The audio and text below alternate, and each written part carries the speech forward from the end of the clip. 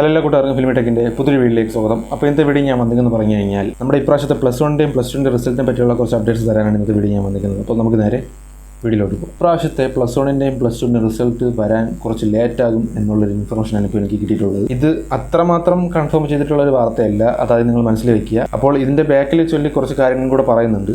Result വൈകാനുള്ള ചാൻസിനെ പറ്റിയുള്ള കാര്യങ്ങൾ കാണുന്നു വെച്ചിട്ടുണ്ടെങ്കിൽ ഇപ്പോഴും കുറേ അറേഞ്ച്മെൻറ്റ്സ് നടക്കുന്നുണ്ട്. റിസൾട്ട് പബ്ലിഷ് ചെയ്യാനും റിസൾട്ട് സൈറ്റിൽ സബ്മിറ്റ് ചെയ്യാനുള്ള കാര്യങ്ങളിൽ കുറച്ച് ഡിലേ നടക്കുന്നുണ്ട്. അതുകൊണ്ടിട്ട് തന്നെ റിസൾട്ട് വരാൻ മുമ്പത്തെ വർഷങ്ങളിൽ നിന്നും കുറച്ച് വൈകുന്നതാണ് ഇപ്പോൾ കിട്ടിയിരിക്കുന്ന ലേറ്റസ്റ്റ് ഇൻഫർമേഷൻ. അപ്പോൾ ഇതെത്രമാത്രം ശരിയാണെന്ന് എനിക്കറിയത്തില്ല.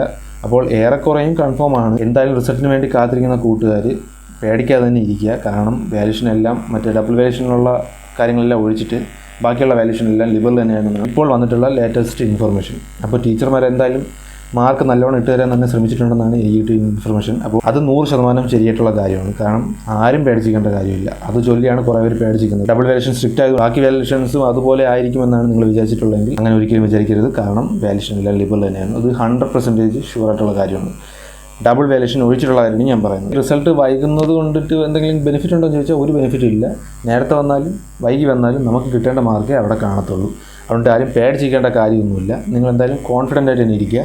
അത്രമാത്രമേ എനിക്ക് പറയുള്ളൂ. ഇനി നിങ്ങൾ മാർക്ക് വന്നിട്ട് നാട് വിടാൻ പോകുന്നവരും മാർക്ക് വന്നിട്ട് മറ്റേ എന്തെങ്കിലുമൊക്കെ ചെയ്യാൻ ശ്രമിക്കുന്നവരാണ് നിങ്ങളെങ്കിൽ എനിക്കൊന്നേ പറയാവുള്ളൂ, ഈ +1 +2 ഒന്നും അല്ലടേ നിങ്ങളുടെ ജീവിതം. നിങ്ങൾക്ക് ജീവിതം അതിലല്ല ഉള്ളത്.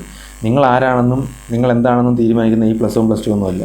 നാളെ ഒരു സമയത്ത് നിങ്ങൾ നിങ്ങളുടെ കഴിവ് വെച്ചിട്ടായിരിക്കും കയറി വരുന്നത്. അപ്പോൾ ഈ +1 +2 ഒന്നും ആയിരിക്കില്ല ചിലപ്പോൾ നമ്മുടെ കഴിവിരിക്കുന്നത്.